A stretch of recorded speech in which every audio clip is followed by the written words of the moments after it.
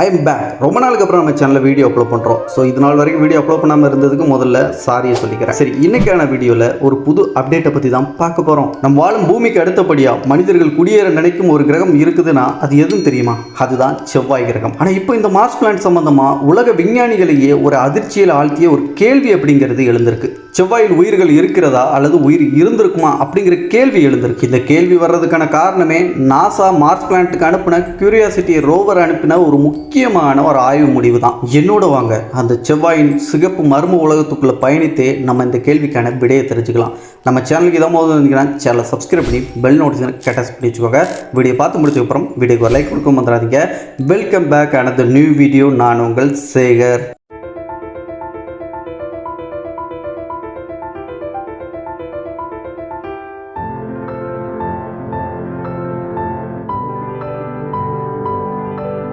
செவ்வாய் கிரகத்தை விஞ்ஞானிகள் இப்போ வரைக்கும் பல கோடி ரூபாய் செலவு பண்ணி அதை ஆய்வு பண்ணுறதுக்கான முக்கிய காரணங்கள் என்ன? அதில் முதல் விஷயம், செவ்வாய் கிரகம் அப்படிங்கிறது நம்ம பூமி மாதிரியே இருக்கக்கூடிய ஒரு ராக்கி பிளானட் நம்ம சோலார் சிஸ்டத்தில். ரெண்டாவது விஷயம், பூமியில் எப்படி ஒரு நாள் அப்படிங்கிறது 24 மணி நேரம் அப்படிங்கிற அளவில் இருக்கோ அதே மாதிரி ஆல்மோஸ்ட் பூமியோடைய அந்த ஒரு நாள் மாதிரியே செவ்வாய் கிரகத்தோடைய அந்த ஒரு நாள் அப்படிங்கிறது இருக்கு ஆல்மோஸ்ட். மூணாவது விஷயம், பூமியில் சீசன்ஸ் அப்படிங்கிற அந்த பருவநிலை மாற்றங்கள் அப்படிங்கிறது இருக்கு. அதே மாதிரி மார்ஸ் பிளானட்லேயும் சீசன்ஸ் அப்படிங்கிறது இருக்கு. எர்த்தில் துருவ பகுதிகளில் ஐஸ் அப்படிங்கிறது பனிக்கட்டியாக உறைஞ்சி இருக்குது. அதே மாதிரி மார்ஸ்லயும் அதோடைய துருவ பகுதிகளில் பனிக்கட்டிகள் உறைஞ்சி இருக்கு. கடல், ஆறு, ஏரி, குளம், குட்டைகள் இது எல்லாமே இன்னைக்கு நம்ம பூமியில கண் கூட நம்ம பார்க்குறோம். தண்ணீர் அப்படிங்கிறது பூமியில இருக்கு. ஆனால் மார்ஸ் பிளானட்ல இதெல்லாம் இருந்திருக்கலாம் அப்படிங்கிறதுக்கான தடயங்கள் மட்டும்தான் இருக்கு, தண்ணீர் இல்லை. இந்த காரணங்களால தான் செவ்வாய் கிரகத்தை பல வருடங்களா விஞ்ஞானிகள் தொடர்ந்து பல கோடி ரூபாய் செலவு பண்ணி ஆய்வு பண்றதுக்கான காரணமா இருக்கு. ஒரு காலகட்டத்தில் அங்க தண்ணீர் இருந்திருக்கு அப்படின்னா அங்க உயிர்கள் இருந்திருக்கிறதுக்கான வாய்ப்புகளும் உண்டு. சரி, இந்த வீடியோடைய கண்டென்ட்டோடைய ஹீரோவா இருக்கிற கியூரியாசிட்டி ரோவர் யாருங்கிறத நம்ம தெரிஞ்சுப்போம். 2012ஆம் ஆண்டு நாசாவால மார்ஸுக்கு அனுப்பப்பட்ட ஒரு ரோபோ தான் இந்த கியூரியாசிட்டி ரோவர். இது மார்ஸ் பிளானட்டோடைய மிகப்பெரிய பள்ளத்தாக்குகள்ல ஒன்னா இருக்கக்கூடிய கேலே கிரியேட்டர் அப்படிங்கிற ஒரு பள்ளத்தாக்குல தரையிறக்குனாங்க. அங்க தரையிறக்குனதுல இருந்து இன்னைக்கு வரைக்கும் பல ஆய்வுகளை அது பண்ணிட்டு இருக்கு. குறிப்பா அங்க இருந்துகிட்டு இதோடைய வேலை அப்படிங்கிறது என்னெல்லாம் இருக்கு அப்படிங்கிறத ஷார்ட்டா சொல்லணும்னா, மார்ஸ் பிளானட்டோடைய தரைப்பகுதியில் இருக்கக்கூடிய அந்த மணல்களை சாம்பிளா கலெக்ட் பண்றது, அதுக்கப்புறம் அங்க இருக்கக்கூடிய கற்களை ஆய்வு பண்றது, புகைப்படம் எடுக்கிறது. மார்ஸ் சம்பந்தமா நிறைய புகைப்படங்களை எடுத்து அனுப்பிவிட்டு இருக்கு இன்னைக்கு வரைக்கும் இந்த ரோவர். அதை தாண்டி அங்கே இருக்கக்கூடிய கேஸஸ், அதாவது வளிமண்டலத்தில் இருக்கக்கூடிய வாயுகள் சம்பந்தமான ஆய்வுகளை பண்ணுறது. கடைசியாக மிக முக்கியமான ஆய்வு தான் லைஃப் அப்படிங்கிறது மார்ஸில் இருக்கா, அதாவது மார்ஸ் பிளானட்டில் உயிர் சான்றுக்கான தடயங்களை தேடுறது. இந்த மாதிரி முக்கியமான ஆய்வுகளை பண்ணுறது தான் இந்த ரோவருடைய முக்கிய பொறுப்பாக இருந்து அங்கே வேலை செஞ்சுட்டு இருக்கு. இந்த கண்டென்ட்டோடைய ஹீரோவை பற்றி நம்ம தெரிஞ்சுக்கிட்டோம். அந்த ஹீரோ கண்டுபிடிச்ச அதிர்ச்சியான கண்டுபிடிப்புகள் என்னெல்லாம் அப்படிங்கிறத இப்போ சொல்கிறேன். கியூரியாசிட்டி ரோவர் கண்டுபிடிச்ச மிக முக்கியமான விஷயங்களில் ஒன்று தான் கரிம மூலக்கூறுகள், அதாவது ஆர்கானிக் மாலிகூல்ஸ் சொல்லப்படக்கூடிய அந்த ஒரு விஷயம். மார்ஸோடைய மணலிலையும் கற்களிலேயும் இந்த கார்பன் அடிப்படையாக இருக்கக்கூடிய சில மூலக்கூறுகளை அது கண்டுபிடிச்சது. இது விஞ்ஞான ரீதியா உயிர்களின் அடிப்படை மூலக்கூறாக கருதப்படுது. அதுக்காக செவ்வாயில உயிர்கள் இருக்கு அல்லது இருந்திருக்கு அப்படின்லாம் நம்மளால சொல்ல முடியாது. இது உயிர்கள் உருவாகிறது தேவையான மூலப்பொருட்கள்ல மிக முக்கியமான ஒன்று. ரெண்டாவது கண்டுபிடிப்பு மீத்தேன் கேஸ் மாற்றங்கள். மார்ஸ் பிளானட்டோடைய அட்மாஸ்பியர் அப்படிங்கிறது நம்ம பூமியை விட ரொம்ப ரொம்ப மெல்லிதான ஒரு அட்மாஸ்பியர் அப்படிங்கிறது இருக்குது. அதுக்காக மார்ஸ் பிளானட்ஸில் நிறைய பேர் நினச்சிக்கிறது அட்மாஸ்பியரே இல்லைன்னு நினைக்கிறாங்க. பட் அங்கே அட்மாஸ்பியர் இருக்குது, கொஞ்சமாக இருக்குது, நம்ம பூமியை விட ரொம்ப ரொம்ப கம்மி. ஸோ அப்படி இருக்கக்கூடிய அந்த அட்மாஸ்பியர்கள்லையும் வாயுக்கள் அப்படிங்கிறத அடிப்படையாக ஆய்வு பண்ணுறதுக்காகவே இந்த கியூரியாசிட்டி ரோவரில் சில கருவிகள் அப்படிங்கிறது பொருத்தப்பட்டிருக்கு. அதை அடிப்படையாக வச்சு இந்த கியூரியாசிட்டி ரோவர் அந்த கேஸஸில் இருக்கக்கூடிய விஷயங்களை ஆய்வு பண்ணதில் மீத்தேன் கேஸில் சில மாற்றங்கள் ஏற்பட்டது அப்படிங்கிற விஷயத்த சில நாட்கள் ஆய்வு பண்ணும்போது தொடர்ந்து பண்ணும்போது கண்டுபிடிச்சது. அதில் அந்த மீத்தேன் கேஸுகளுடைய அளவு அப்படிங்கிறது இன்ஸ்டண்ட்டாக கொஞ்சம் காலகட்டத்தில் கூடியிருக்கு அப்படிங்கிற விஷயத்த அந்த ஆய்வு முடிவு மூலமாக விஞ்ஞானிகள் கண்டுபிடிச்சாங்க. இப்போ நீங்கள் நினைக்கலாம், மார்ஸ் பிளானட்டில் இந்த ரோவர் அப்படிங்கிறது மீத்தேன் கேஸஸோடைய அளவு அதிகமாகிட்டு இருக்கு அப்படிங்கிற விஷயத்தை கண்டுபிடிச்சிச்சுன்னா இதெல்லாம் ஒரு பெரிய விஷயமா அப்படின்னு நீங்கள் நினைக்கலாம். ஆனால் இது உண்மையிலேயே ஒரு மிகப்பெரிய கண்டுபிடிப்பு. இப்போ ஃபார் எக்ஸாம்பிள் நம்ம பூமியை எடுத்துப்போம். பூமியிலேயும் மீத்தேன் கேஸ் அப்படிங்கிறது இருக்குது. ஆனால் இந்த மீத்தேன் கேஸை பூமியில் உருவாக்குறது யார் தெரியுமா? உடனே மனிதர்கள் தான் அப்படின்னு நீங்கள் நினச்சிடாதீங்க. நம்ம மனிதர்களும் கிடையாது, நம்ம விலங்குகளும் கிடையாது. பூமியில் கடலுக்கடியில் இருக்கக்கூடிய நுண்ணுயிர்கள் சொல்லப்படக்கூடிய பாக்டீரியா மாதிரியான விஷயங்களும், அங்கே இருக்கக்கூடிய பூஞ்சைகள் உயிர்கள் இதெல்லாம் தான் மீத்தேன் கேஸஸை உருவாக்குது. அப்படி உருவாக்குற மீத்தேன் கேஸஸ் தான் நம்மளுடைய பூமியில் இருக்குது. ஆல்மோஸ்ட் உயிர்களால் உருவாக்கப்படக்கூடிய ஒரு விஷயம். அதே விஷயம் செவ்வாய் கிரகத்திலே மீத்தேன் கேஸ் இருக்குது. ஆனால் அந்த மீத்தேன் கேஸ்கள் சில காலங்களில் கூடியிருக்கு அப்படிங்கிற விஷயத்தை கண்டுபிடிச்சிருக்காங்கன்னா அந்த மீத்தேன் கேஸஸை அதிகப்படுத்தினது யார்? மார்ஸில் உயிர் இருக்கா இல்லையா, இல்லை எது அடிப்படையில் இந்த மாற்றம் ஏற்பட்டிருக்கும் அப்படிங்கிற கேள்வி கண்டிப்பாக வரத்தானே செய்யும். அப்படிப்பட்ட இவ்வளோ பெரிய விஷயத்தை தான் இந்த ரோவர் அப்படிங்கிறது மார்ஸ் பிளானட்டில் ஆய்வு பண்ணி கண்டுபிடிச்சு டேட்டாவை நமக்கு அனுப்பி வச்சுது. இதை அடிப்படையாக வச்சு தான் விஞ்ஞானிகளோட மனதில் ஒரு மிகப்பெரிய கேள்வி அப்படிங்கிறது எழும்புச்சு. செவ்வாயோட மேல்பரப்பு பார்க்கறதுக்கு என்னதான் பாலைவனம் மாதிரி ஒன்றுமே இல்லாத மாதிரி இந்த மொத்த கிரகமே இருந்தாலும் செவ்வாயோடைய மண்ணுக்கடியில் ஒருவேளை உயிர்கள் இருக்கலாமோ அப்படிங்கிற கேள்வி விஞ்ஞானிகள் மனசில் வந்திருக்கு. இதற்கு வலு சேர்க்கும் விதமாக செவ்வாய் கிரகத்தில் இந்த கியூரியாசிட்டியை எடுத்த சில புகைப்படங்களை கூட எக்ஸாம்பிளாக எடுத்துக்கலாம். நீர் ஓடினதுக்கான தடயம் அப்படிங்கிற புகைப்படங்கள், அதாவது அங்கே ஆறு ஓடினதுக்கான அந்த பாதை அப்படிங்கிறத புகைப்படமாக எடுத்து இந்த ரோவர் அனுப்பிச்சு. அதுக்கப்புறம் மணப்படிமங்கள் அமைப்பு அப்படிங்கிற அந்த ஒரு விஷய புகைப்படங்களையும் எடுத்து பூமிக்கு அனுப்பிச்சது. இதனுடைய அர்த்தம் ஒரு காலகட்டத்தில் பல கோடி ஆண்டுகளுக்கு முன்னாடி மார்ஸ் பிளானட்டும் நம்ம பூமி மாதிரியே தண்ணீர் நிரம்பிய ஒரு உலகமாக இருந்திருக்கலாம் அப்படிங்கிற ஒரு மிகப்பெரிய ஒரு ஆதாரம், ஒரு எவிடன்ஸ் அப்படிங்கிறது நம்மளுக்கு கிடைச்சிருக்கு. சரி, செவ்வாய் கிரகத்தில் உயிர்கள் அப்படிங்கிறது கண்டுபிடிக்கப்பட்டதா அப்படிங்கிற கேள்விக்கு பதில் இல்லை. இன்னும் நேரடியாக எந்த ஒரு உயிர்களையுமே நம்ம செவ்வாய் கிரகத்தில் கண்டுபிடிக்கலை. ஆனால் செவ்வாய் கிரகத்தில் உயிர் இருந்ததுக்கான சூழல் அப்படிங்கிறது இருந்திருக்கு. அங்கே மீத்தேன் இருக்குது, தண்ணீர் ஓடுனதுக்கான அடையாளங்கள் அப்படிங்கிறது நம்ம புகைப்படங்கள் மூலமாகவும் நிறைய விஷயங்களை சேகரிச்சிருக்கோம். எல்லாத்துக்கு மேலே உயிர்கள் உருவாதுக்கு தேவையான வேதி பொருட்களும் அங்கே இருந்திருக்கு. இதனால தான் விஞ்ஞானிகள் நம்பிக்கையோடு இன்னைக்கு வரைக்கும் செவ்வாய் கிரகத்தில் உயிர் இருக்கா இல்லையா, இருந்திருக்கா அப்படிங்கிற அந்த தேடலை நம்பிக்கையோடு பண்ணிட்டு இருக்காங்க. ஒரு இன்ட்ரெஸ்டிங்கான மார்ஸ் பற்றின ஒரு மிஸ்டீரியஸான விஷயம் என்ன தெரியுமா?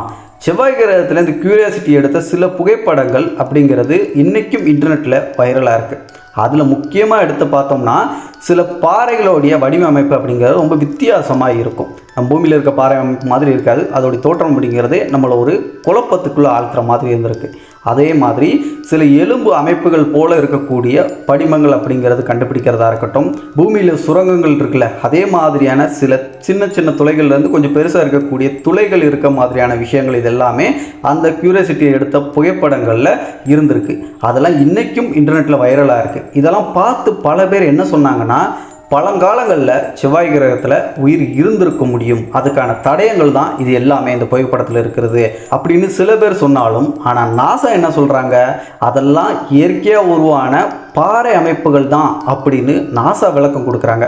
இது ஒரு குழப்பமாகவே இன்றைக்கும் எங்களுக்கு இருக்குது அப்படின்னு பல பேரோட மனசில் ஒரு நம்பிக்கையாக இருந்துகிட்ருக்கு. சரி, உயிர்கள் இருக்கா இல்லையாங்கிற கேள்வியெல்லாம் அடுத்து வச்சுப்போம். ரொம்ப வருஷங்களாக செவ்வாய் கிரகம் தான் நம்மளுடைய ஃப்யூச்சர் ஹோம்னு சொல்கிறாங்களே, அது சாத்தியப்படுறதுக்கான வாய்ப்புகள் இருக்கா? மனிதன் அங்கே போய் வாழ முடியுமா? இதுவரைக்கும் நம்ம செவ்வாய் கிரகத்தில் ஆய்வு பண்ணி கண்டுபிடிச்ச டேட்டாஸ்களை எல்லாம் அடிப்படையாக வச்சு அதுக்கான விடை என்ன அப்படிங்கிறத வீடியோடைய இறுதி பகுதியான இதில் தெரிஞ்சுப்போம்.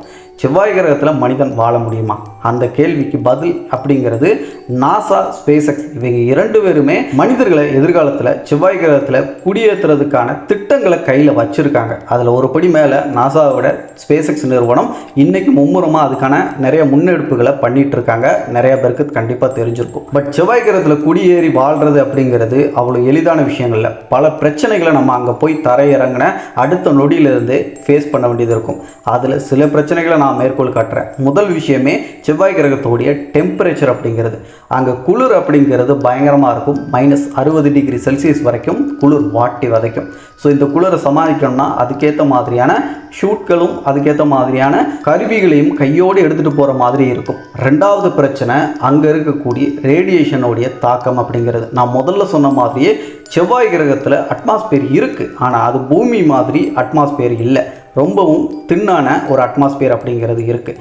இந்த அடர்த்தி கம்மியான அட்மாஸ்பியர் காரணமாக சூரியனுடைய தாக்கம் அப்படிங்கிறது செவ்வாய் கிரகத்தில் பூமியில் இருக்கிறத விட பல மடங்கு இருக்கும். ஸோ அந்த யூவிரஸ் கதிர்கள் மூலமாக நம்மளுக்கு கேன்சர் வர்றதுக்கு கூட வாய்ப்பு இருக்குது. செவ்வாய் கிரகத்தில் சில மணி நேரம் இருந்த அந்த நொடியில் கூட. அப்படி இருக்கும்போது அந்த ரேடியேஷனை சமாளிக்க ஏற்ற மாதிரியான உடைகள் அப்படிங்கிறது, அதாவது ஸ்பேஸ் ஷூட் இல்லாமல் நம்மளால் செவ்வாய் கிரகத்தில் சர்வே பண்ண முடியாது. இன்னொரு மிக முக்கியமான ஒரு பிரச்சனை ஆக்சிஜன் அப்படிங்கிற உயிர்களுக்கு அடிப்படையாக தேவையாக இருக்கக்கூடிய அந்த ஒரு விஷயம்.